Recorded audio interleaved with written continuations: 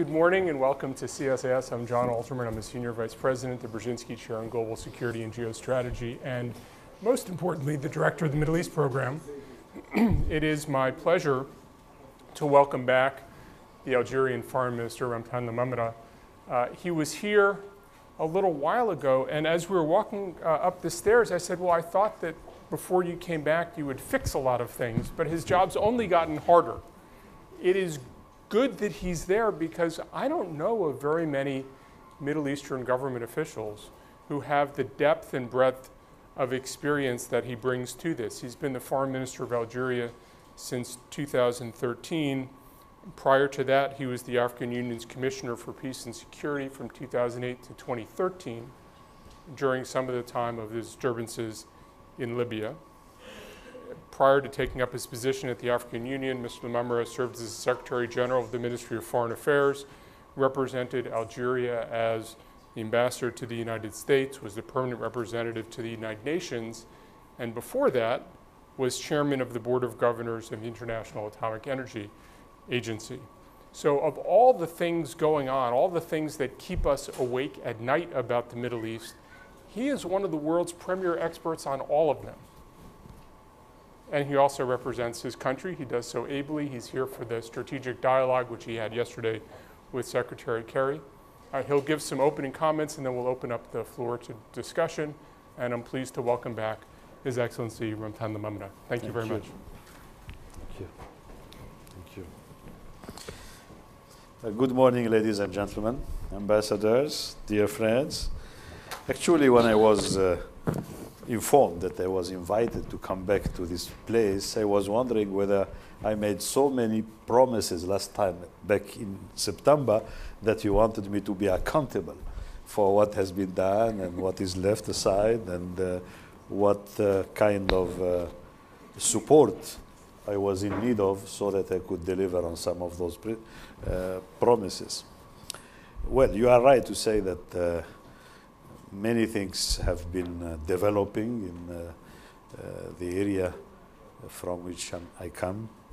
And today, as I did last time, I wanted to tell you that Algeria, my country, is definitely confirming its action as a peace and security producing and exporting country. So not only we produce it for ourselves, but we share it with others. And I believe that to begin with, I need to say, even if I were to pass very quickly on some of these important elements, that Algeria is perhaps the only country in our part of the world which has defeated terrorism. We have been fighting terrorism alone at a time when in so many places in the world, including in this beautiful city, where, as you said, I was representing my country, the talk was essentially about political violence.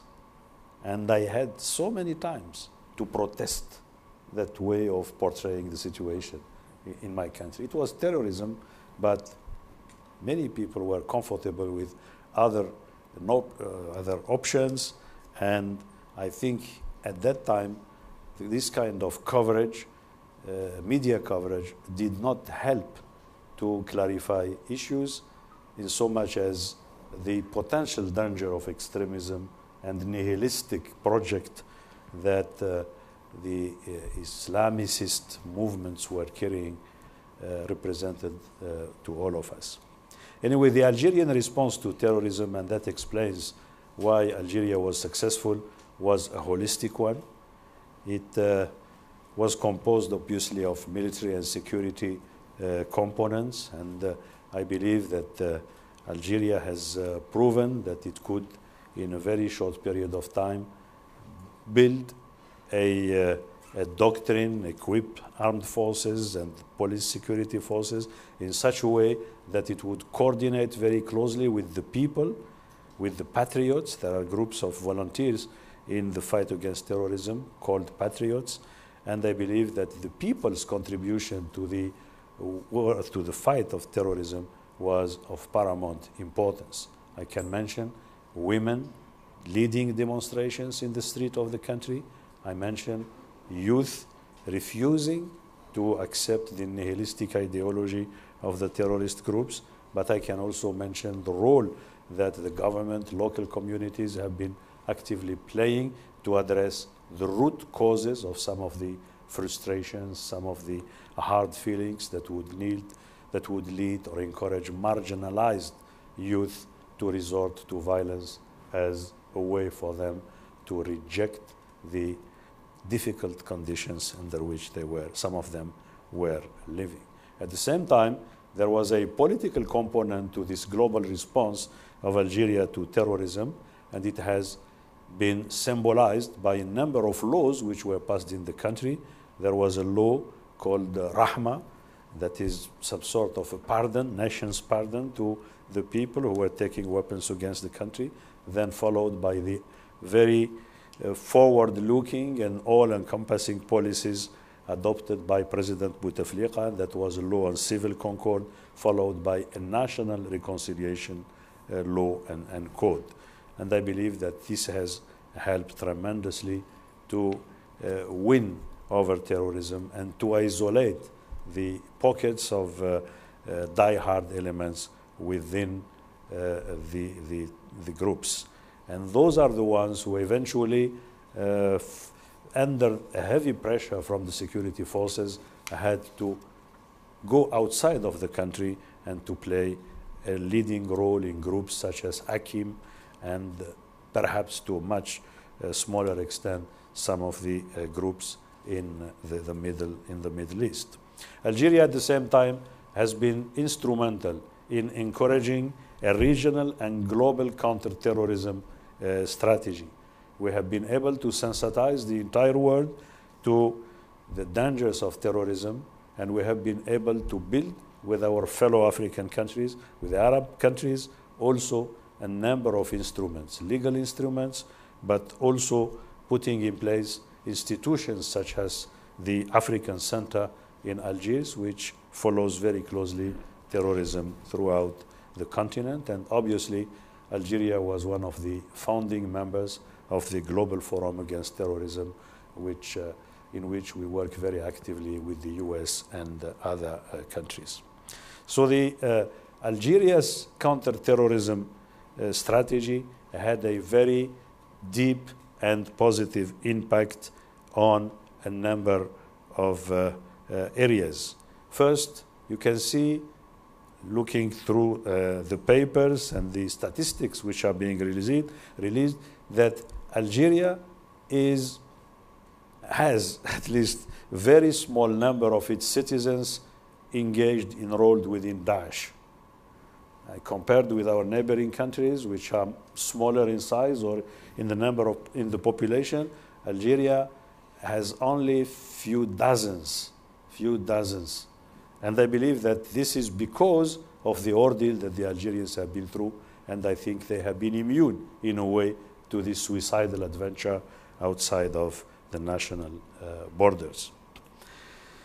I believe that that is something very important, and obviously, though Algeria is not giving its own situation as an example for others, but we remained very committed to struggling against terrorism, and we have opened our schools, our military training institutions, our security services, sharing information and analysis with others in order to avoid the repetition of all the tragedies that we have been through as a country.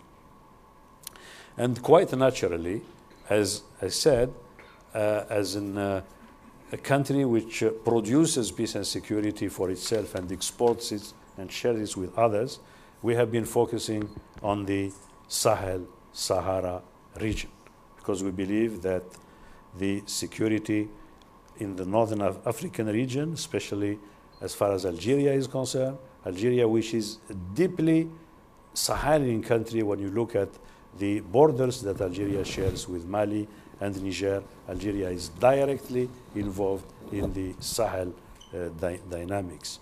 So Algeria has been playing a role both within the African Union as you said, and also bilaterally with each one of the countries in the region, and with the consequences and the implications of the Libyan crisis in mind in terms of weapons and in terms of terrorists moving back and forth from this northern Mali region to the Libyan territory.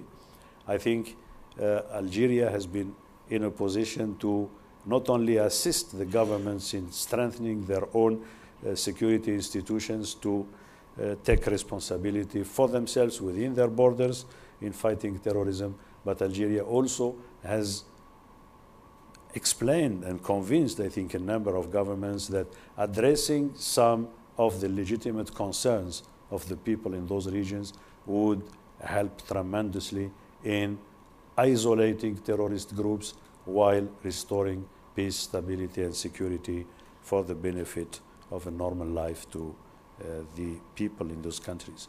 So I believe that once you are faced with this kind of murky situation that once existed in northern Mali with terrorist groups and Malian political military groups defeating the army and excluding the institutions of the government from any physical presence in on 2/3 of the Malian territory, it has become a direct threat to our own national security as well as to the security of other nations in the region.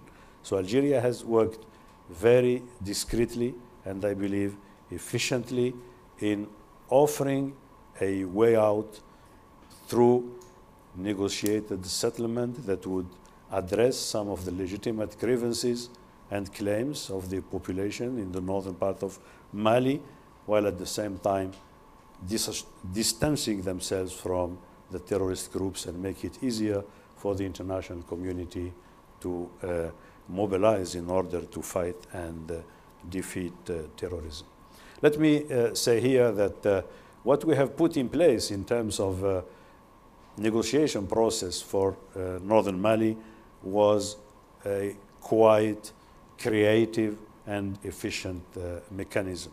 Not only we managed to have all those countries and organizations that have a potential of contributing efficiently to the success of this mediation. We have managed to put them together. Some of them did have a UN mandate, others had a regional organization mandate, but all of them accepted to work with Algeria in a mediation team led by Algeria in order to make sure that there will be no possibility open to the groups or the movements to practice the usual forum shopping exercise by going here and there in order to divide the international community and to pick and choose among the mediators, the ones that are likely to be more inclined to support or to be comprehensive or to understand their claims. So we managed to have all a fair representation of the international community in the mediation team. At the same time, with the exception of the terrorist groups, which are well known in northern Mali, we managed to have all the political military groups taking part in the discussions and negotiations in Algiers. We also decided that until such a time when a democratic exercise will decide who is genuinely representative of the people in the region, you should also invite the civil society, invite the tribes and the communities to come and speak and share with us their views on the future of the region. I think we have done so, and within 8 months we have been able to produce a draft agreement and to have it accepted by most of the participants. And I believe there will be good news in the near future as far as those who have not yet signed, they will be doing that in the foreseeable future. So this is something that is really a game changer as far as the situation in the Sahel region is concerned. Because not only it shows that we can resolve peacefully one of the most complex crises in the region that has been there for the last 50 years. By the way, this is not a recent phenomenon, but it has taken some shape and some dimensions that it had never had in the past, precisely because of the criminal economy that was built in the northern part of the Republic of Mali. So I believe that this success, I was reporting in September that we were deeply engaged in this. So today I'm glad to report that the endeavor, the collective endeavor, has been successful. As far as the Libyan crisis is concerned, first, back in September, I came before you here and say, Libyan stakeholders have invited Algeria to offer its good offices in terms of facilitating an inclusive dialogue that would lead to national reconciliation and to democratically elected institutions. I think we have done so. We have done so very efficiently again and very discreetly. We have been able to meet in Algeria, to invite and meet with more than 200 important figures of the Libyan society from all walks of life, people who came to Algeria to tell us about their dreams, their expectations, their hopes, but also their conditions for a national reconciliation and for a dialogue. At the same time, we have offered all the knowledge that we acquired, all the resources that we could mobilize to the UN-led operation and our good friend Bernardino Leon, telling them we are not here to compete, rather we have to complement each other, we have to support each other, and we have to move as fast as we could to better serve the Libyan brothers and sisters in resolving their differences and in moving forward around an agenda of peace and reconciliation. So Algeria's interactions with all the Libyan personalities, parties, groups, influential figures, I believe, has helped to nurture a culture of peace and to launch a debate throughout Libya about the possibility of a different course for them to master their destiny. And I believe that many Libyans come to realize through this kind of dialogue, through also the example that Algeria has given about its own recent history, about all the contributions that Algeria has made to bring together different Palestinian factions also at a time when it was a precondition for them to be accepted as a key actor in a peace process. I believe that all has contributed. I should add here that basically Libyans are and Algerians are the same people. We speak the same language, we have the same culture, and for those who don't know it, we used to have an Algerian king in Libya. So I believe that we are uniquely qualified to assist. I'm not saying to make miracles, but to assist the Libyans to overcome the difficult situation that they are in right now. So I believe that the Libyans, many Libyans, at least the ones who have been talking to us, come to realize that it's now time for each one of them to be part of the solution. I think for quite some time, many Libyans thought that they had rights following the celebration of the collapse of the previous regime, but they didn't feel the emergency of building a new system of government that would genuinely honor the reasons for which so many Libyans have given their lives. And that is to get rid once and for all of a dictatorship and to look to the future in terms of one nation under God, sharing aspirations, sharing hopes, and also having a same future to build together. So I believe that Algeria's close, effective, and very open cooperation with the United Nations, as well as with a number of key players, is helpful. It is making a difference in so many aspects. We have had a a pattern that the UN has developed in terms of bringing together a number of important groups of people in many places in North Africa and even in Europe. So we are contributing to that. We don't think that it's up to us to tell Bernardino Leon how to proceed. He has enough experience and wisdom to take advantage of all these pieces which are being built here and there, so that ultimately he could offer a package that would genuinely respond to the needs of the Libya's solution, a genuine one that would put back the country on track.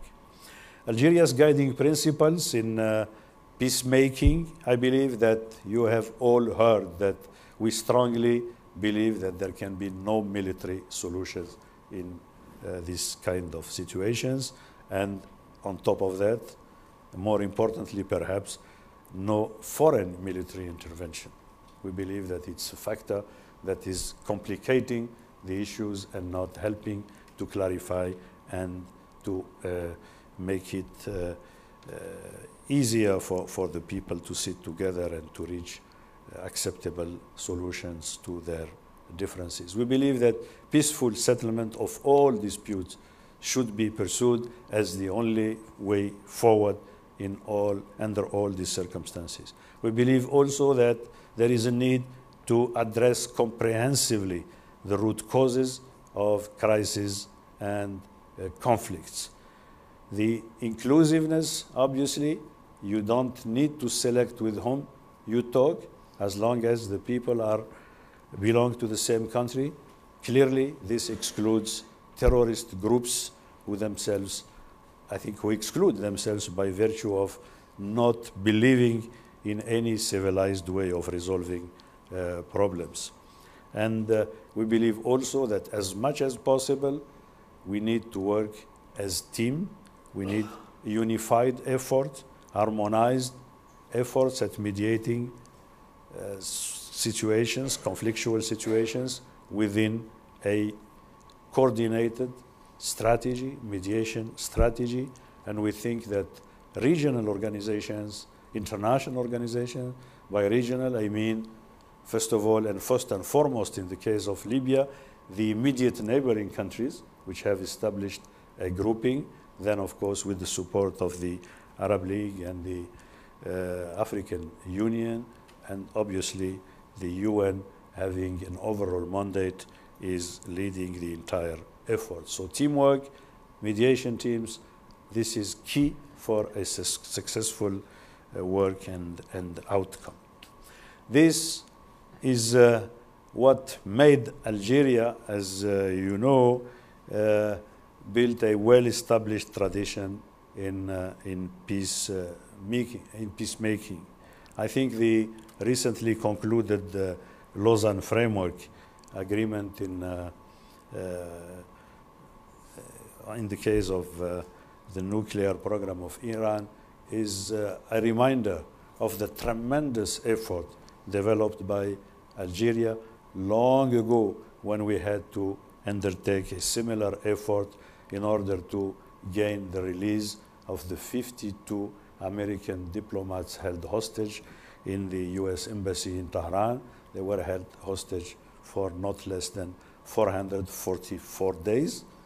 And I believe that the kind of arrangements or intellectual effort and creativity that was needed in Lausanne really is a good reminder of what our predecessors in Algeria have been through in order to finalize this kind of agreement and to make such a very significant contribution to peace and stability in the region. And I certainly do hope that the agreement which was concluded would lead to similar peace and stability outcomes for the region and for the entire world.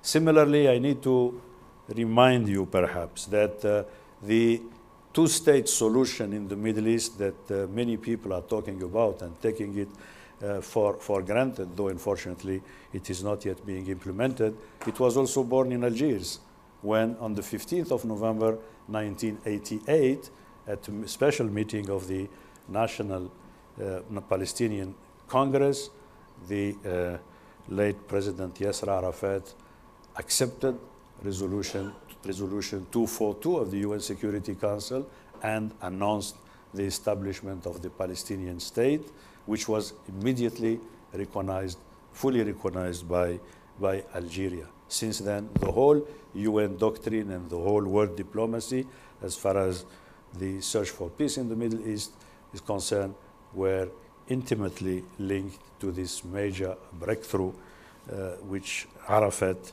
had led in Algiers on the 15th of November 1988. On closer to our borders, on the Western Sahara, and as you know, not less than 200,000 refugees from Western Sahara live on the Algerian territory for the last 40 years or so. Algeria has always been advocating a peaceful solution. We have always been for a referendum that would genuinely help us to find out what it is that the Sahrawi people want for themselves as a future. And this is consistent with the International Court of Justice ruling, which 40 years ago stated that irrespective of a number of arguments which were put before it, the solution to the Western Sahara conflict should be through self-determination, a referendum for self-determination. So we stand by it, and we are fully supportive of the United Nations, of Christopher Ross, our good friend, the personal representative of the Secretary General.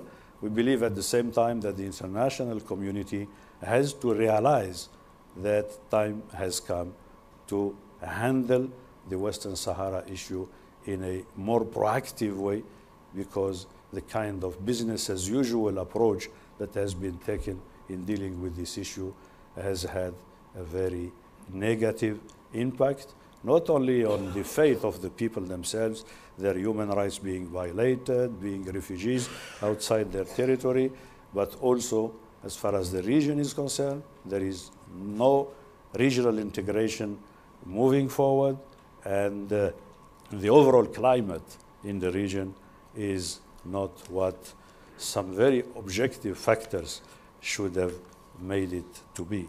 So time has come indeed to move forward, and as far as Algeria is concerned, our position on the Western Sahara issue is totally consistent with the UN doctrine on decolonization.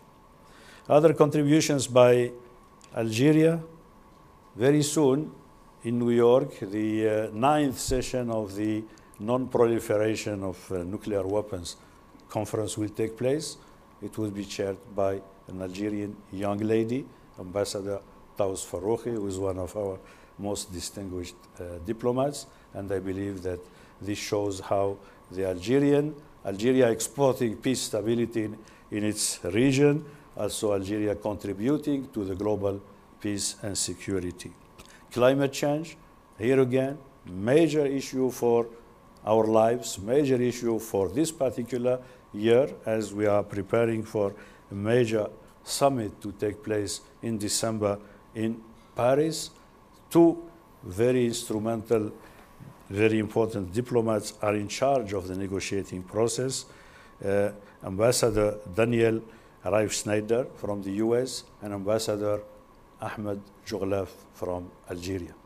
And this, I believe, is something that shows also how deep, how action-oriented the Algeria-US partnership is, and how, I think, promising it is in terms of outcome, not only for our own bilateral relations, but more importantly, perhaps, for the peace, security, and major challenging issues on the world community being resolved.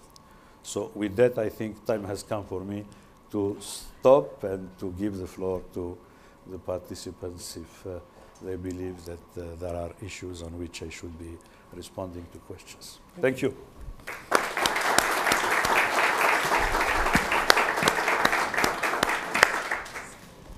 Mr. Minister, thank you very much for that.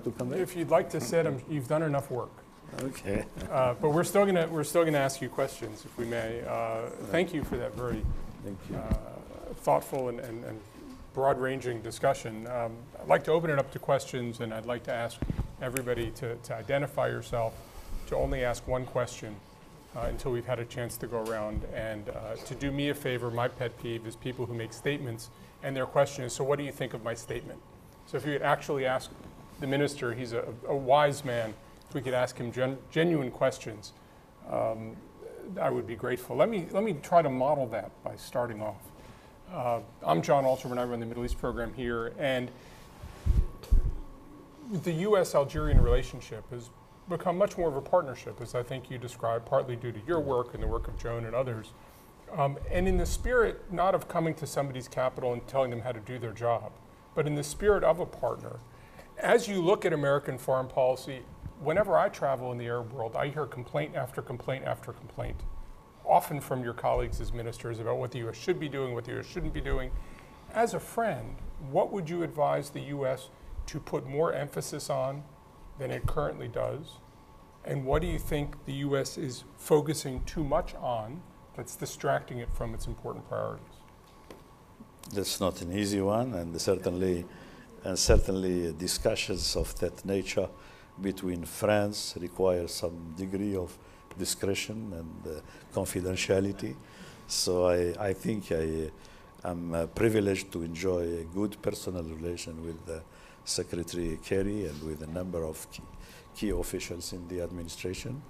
And I believe that they kindly encourage me to tell them what we think, and they know us. I believe Algerians tend to be very undiplomatic with their friends. So the U.S. being good friends, we are very undiplomatic in our interactions with the U.S. Of course, we want them to do things that correspond to our own priorities, obviously. But we understand also that the major superpower has also responsibilities, global responsibilities, and we acknowledge that it's quite a headache for any human being to balance all the conflicting commitments and engagements that they have. So I had a chance to congratulate John Kerry for his personal involvement in the Middle East process. I think it's worthwhile doing what we has done. It's important. It's a major international crisis, and we cannot afford to leave it unattended. And I believe that he has done what he needed to do, and that the ball is in the camp that everybody knows. Thank you. Bill, do we have microphones? There, it's coming. Here we go. Bill Lawrence from CSID. I wanted to press you a little bit more on Libya. Algeria's position, like Tunisia's, has been admirably neutral, unlike a lot of other states in the region. But one of the reasons Libya failed is because after the NATO intervention, there wasn't much help on the ground, and Libyans proved unable to stabilize the situation despite political agreements so I'm wondering in the post-discussion Libya, whether you think some foreign involvement simply to help stabilize Libya, to sort of keep them from their worst demons, is needed this time as it wasn't done last time? Well, I would choose impartial to describe the position of Algeria rather than neutral. I believe you cannot be neutral when such a tragedy develops at your borders, when it is a brotherly people which is involved in it. And I believe that your own people, Algerian people themselves, want us to be helpful in any way we could within the framework of our own doctrine, the framework of our own principle of non-interfering in domestic affairs of countries. But let's be very candid about it. Non-interference does not mean indifference. We cannot be indifferent to the fate of the Libyan people. And even if we were to be neutral, as you say, and to look elsewhere, soon we will be reminded that we share a lot of things with them, including security. And therefore, we'll have to be actively engaged in trying to change the situation for the better. Now, some kind of foreign involvement, of course, this reminds us of military intervention, which I said has the potential to make things worse instead of resolving them. But when you say foreign involvement in terms of cooperation, Libya is a rich country and it needs post-conflict reconstruction and development effort. So yes, we do need to help Libya, and we'll do it according to the wishes of the Libyans themselves. But now it's their own responsibility to come out with an agreed package that would put together all the components, be they political, security, developmental, so that all of us we could find our niche and try to have our value added in terms of helping the Libyans to once and for all get out of this tragic situation. So right there, sir. Thank you. Munjid Dawadi from the Center for the Study of Islam and Democracy. It's a pleasure meeting you, Minister. My question is about Tunisia. Tunisia shares with you a huge border.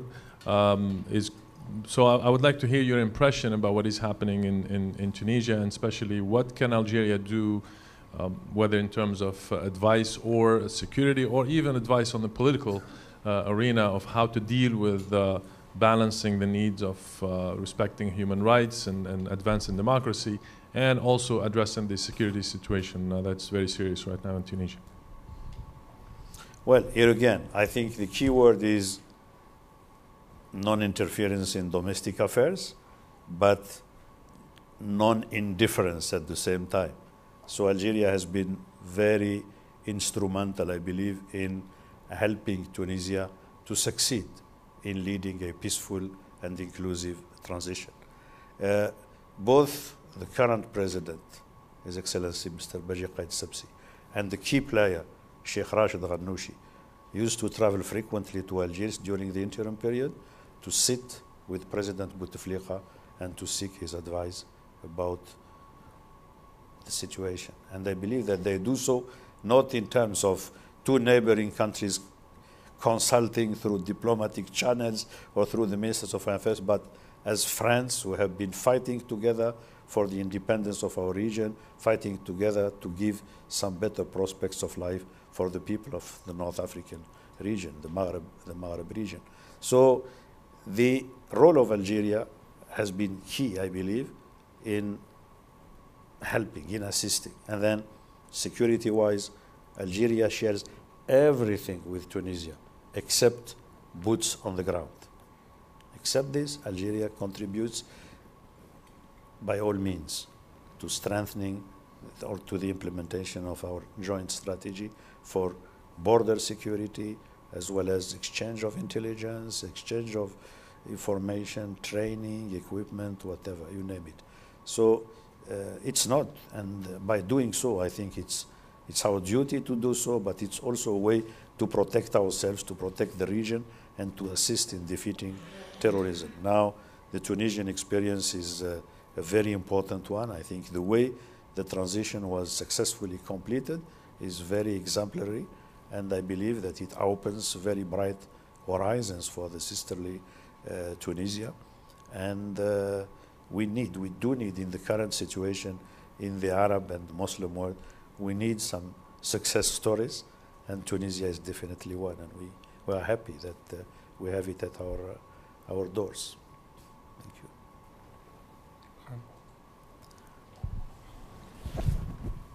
Thank you. Hi, Malka from CSIS. Mr. Minister, you're here for the strategic dialogue, and as both you and John noted, the U.S.-Algeria bilateral relationship has deepened significantly over the last few years. Can you tell us what are the most important aspects of U.S.-Algerian cooperation now in the region, and what are some of the areas that you'd like to see improvement on and maybe a deepening of cooperation between the U.S. and Algeria? Thank you. Well, I believe the role of the governments, I mean, we live in a market economy now, huh? So the role of the governments is really to make it possible for business communities to sit together, to develop a vision of the future, and to cooperate in creating a prosperity for both sides. So the tradition was that the US was heavily involved in the energy sector. I think the US is still very much involved in the energy sector, but this partnership is now expanding to other areas of business. We definitely know that agriculture, agro-business is very important dimension, and that the US has developed a very rich experience in this, and we have all to learn from the US experience and to work together. But even tourism industry, tourism for the first time has become one of the priorities of the 5-year developmental plan of Algeria. Tourism, US definitely is leading touristic country, so we need to work with the US on this. All what relates to the services as well. I believe that the banking, insurance, and so many other things are also open to the cooperation with the US. We want to open up our economy, to diversify our economy, to modernize the economy. It is indeed undertaking a very important transformation, and we want all our partners to come and to assist in any way that they can. So I believe that we look much further than Europe. We believe to a region which hopefully will be integrated. It has a huge potential, but we believe that North Africa, Africa for that matter, cannot be considered as a region that should limit its horizons to one particular partner in the world. So the sky is the limit, if you want me to summarize my thinking about this. All the way in the back. Yeah, on the right-hand side.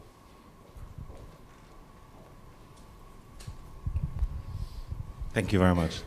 عبد الرحيم فقرة from Jazeera. سي العمامرة مرحبا بك في Washington Festival. Thank you. The complexities of relations between Algeria and France are well known. Now you have this strategic dialogue with the United States. Could you talk a little bit about the challenge of navigating the relationship between the French and the Americans, not just in terms of their relations with Algeria, but also in terms of the interests that they have throughout the African continent? Thank you. Well, thank you, Abdurrahim. Don't you think that it's easier to navigate today between France and US than in the past between Soviet Union and NATO? So we learned the hard way within non-aligned movement. So don't worry about us. I think we'll manage. We'll manage. As a matter of fact, we have excellent relations with both. We meet frequently in the same way with Laurent Fabius. We have developed a very active strategy. The French is very much interested and involved now in rebuilding the industrial basis of the country. We work very much with them. And the security area, I think we also work very closely with the French and with the Americans, for that matter, on the Sahel region issues and a number of issues relating to fighting terrorism. I believe that Algeria's relation with France is mature enough to develop in harmony or in competition with other partnerships that they are consistent with the interests of Algeria. And as you know, being from the region, you know how much Algerians are attached to the independence of the country, and therefore there is no worry to have about that. Any here?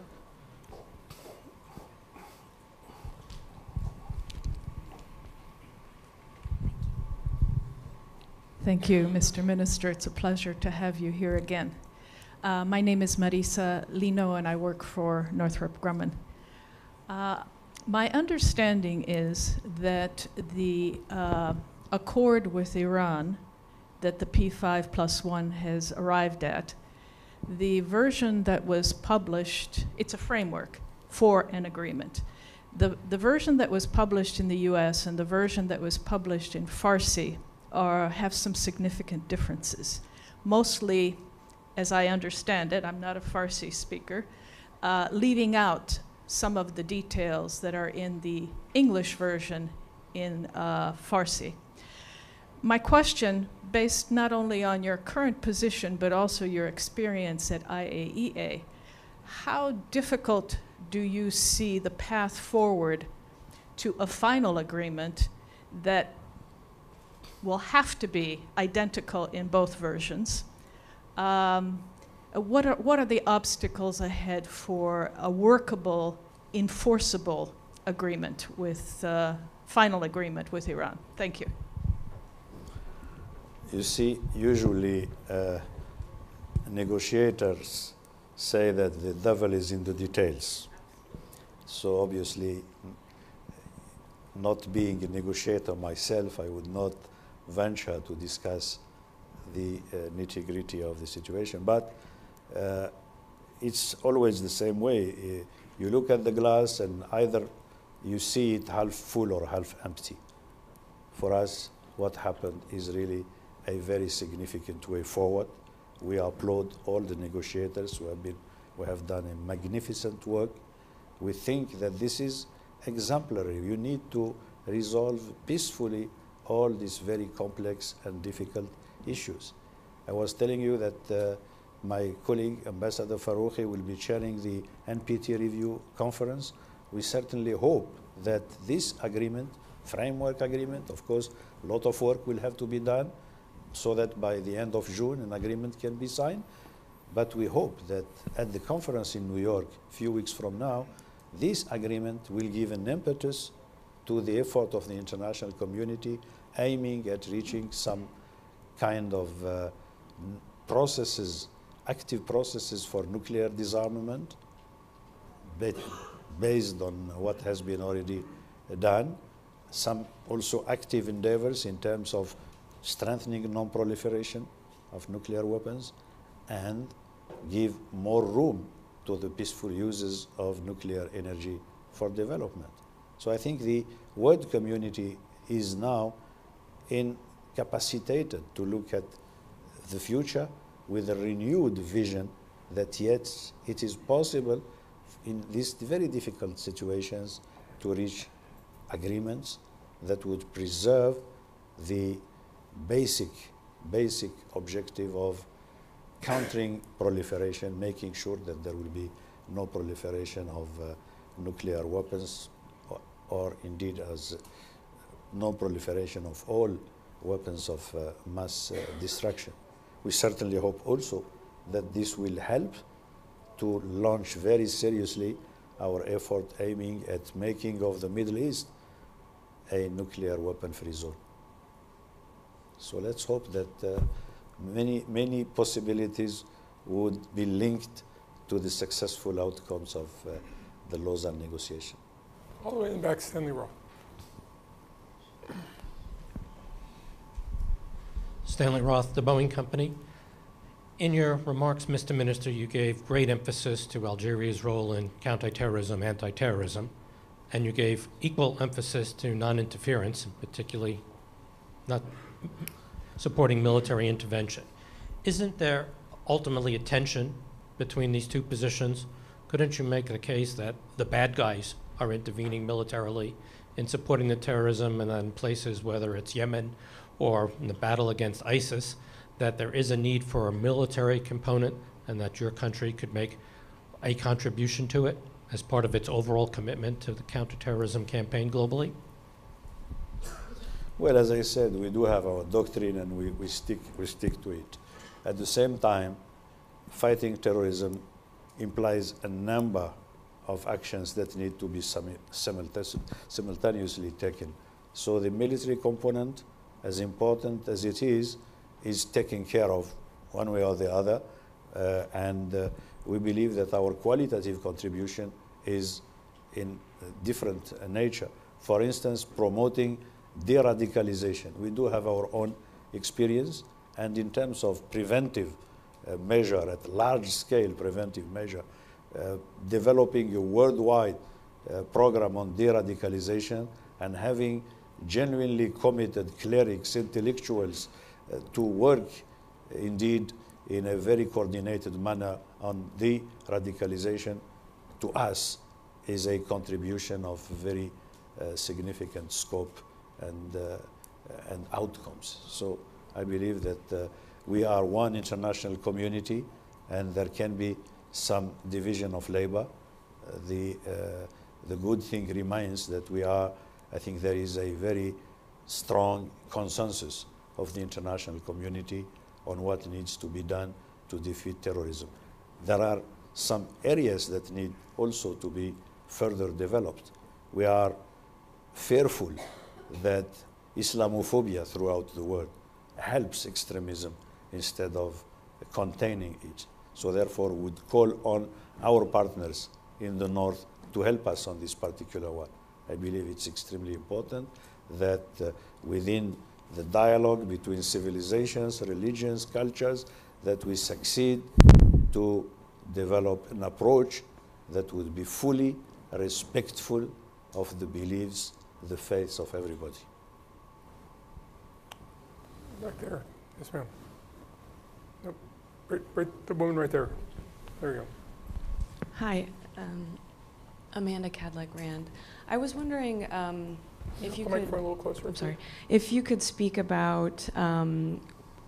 A lot of people are talking about Libya as a security situation deteriorates, about the possibility of a UN force, like a peacekeeping force. Is there some sort of middle ground? I know you spoke before about how there's, you don't think that a military solution is the way to go. But then again, is there something in the middle between acting as a negotiator on Algeria's part and actually becoming part of some sort of peacekeeping mission, either through the Arab League or through the UN?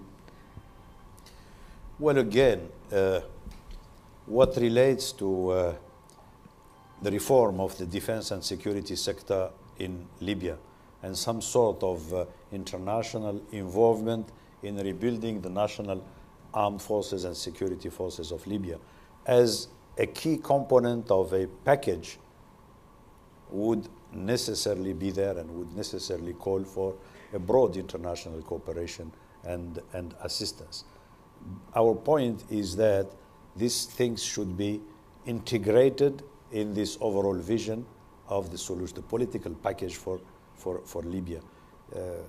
I'm not here to make comments about the positions, different positions, conflicting positions between different Libyan parties, but I believe that the comprehensive approach is best, because I cannot see how someone will relinquish a position or surrender a weapon if that person is not convinced that there is a future or an organized future within appropriate political setting. So there is a need for a comprehensive approach. There is a need for people to clearly know that what is required on their part involves also an equal engagement from another party. And this is where the compromise is possible, and I believe, and it is this dynamic that Bernardino Leon, assisted by all of us, is trying to achieve. Mr. Minister, we are out of time, but not out of issues. And I think what that means is you have to promise to come back.